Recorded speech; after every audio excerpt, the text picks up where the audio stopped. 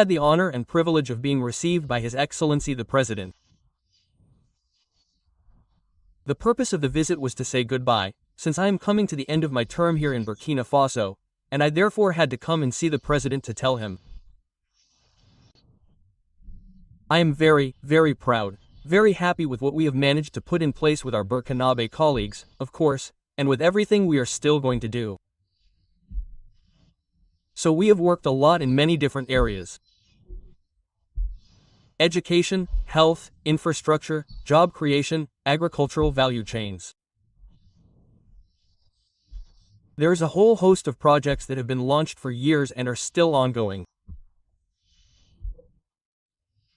And very recently, we signed 4 new financing agreements totaling 80 million euros to continue all this work. We will now work a lot in the south-southwest of the country.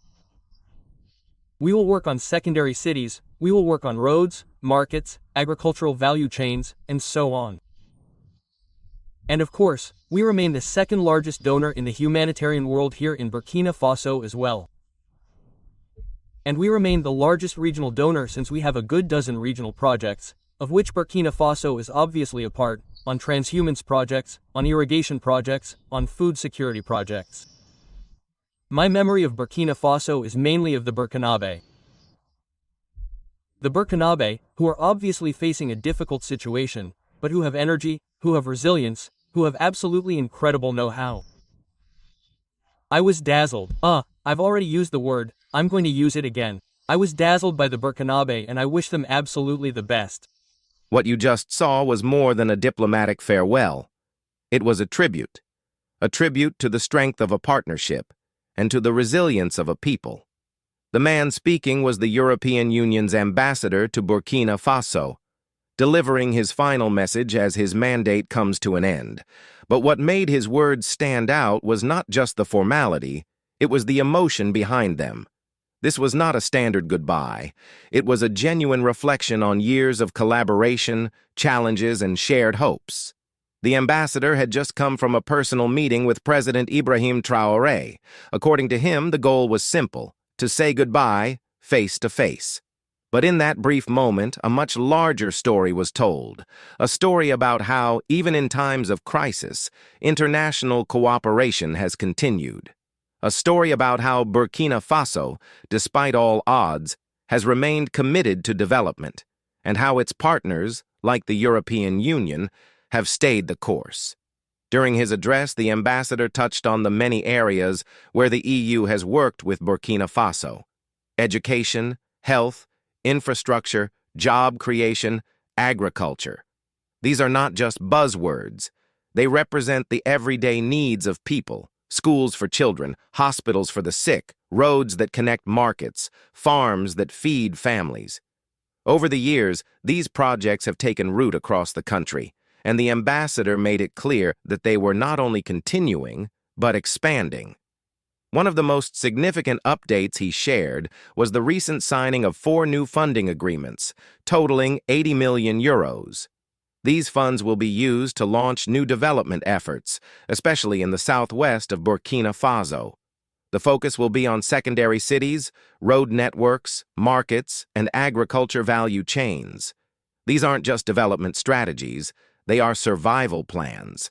They are designed to help local economies grow, especially in areas far from the capital, where people often feel forgotten. Even as the country faces severe insecurity, the European Union has remained one of its most reliable supporters. According to the ambassador, the EU is now the second largest humanitarian donor in Burkina Faso. That support includes food, medicine, shelter, and other urgent needs for the millions of people displaced or affected by conflict. But the EU's commitment doesn't stop at the border. The ambassador also highlighted that they are the largest regional donor, leading over a dozen cross-border projects that involve Burkina Faso. These range from irrigation systems to support farming, to livestock mobility programs for pastoral communities, and food security initiatives that help prevent hunger before it starts. But beyond statistics and funding announcements, what made this farewell message resonate was the ambassador's heartfelt praise for the Burkinabè people.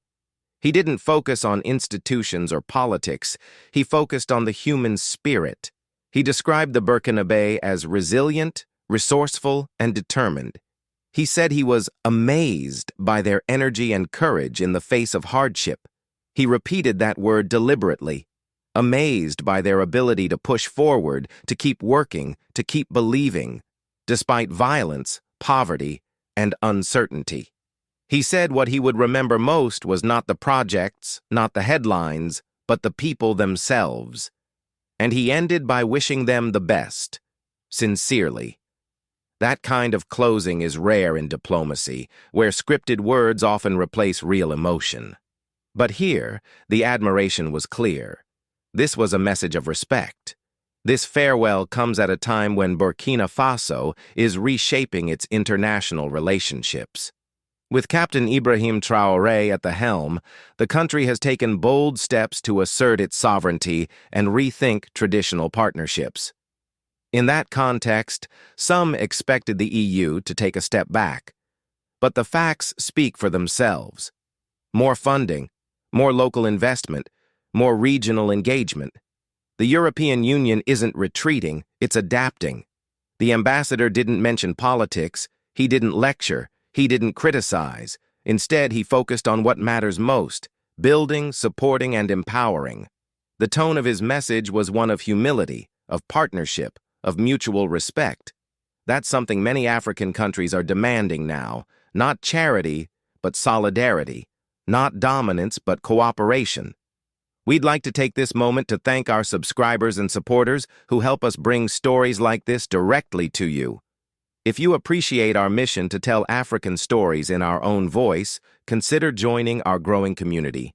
Like, comment, and support us through Super Thanks so we can continue delivering truth with dignity. As the EU ambassador leaves, his words leave behind a powerful message. The development work will continue. The humanitarian support will continue. But more importantly, the spirit of the Burkinabè people continues. That spirit cannot be bought or borrowed. It is rooted in history, in struggle, in dignity. The ambassador's departure marks the end of one chapter, but not the end of the story. It's a reminder that cooperation can still exist in a world of shifting alliances. It's proof that African countries like Burkina Faso can lead the way in defining what respectful partnership looks like. As always, Voice of Africa will be here to tell these stories, not from outside, but from within. If you found this report insightful, share your thoughts in the comments. What did the ambassador's message mean to you? And how can we build more partnerships rooted in respect, not dependency? Until next time, remember, this is Voice of Africa, where Africa speaks for itself.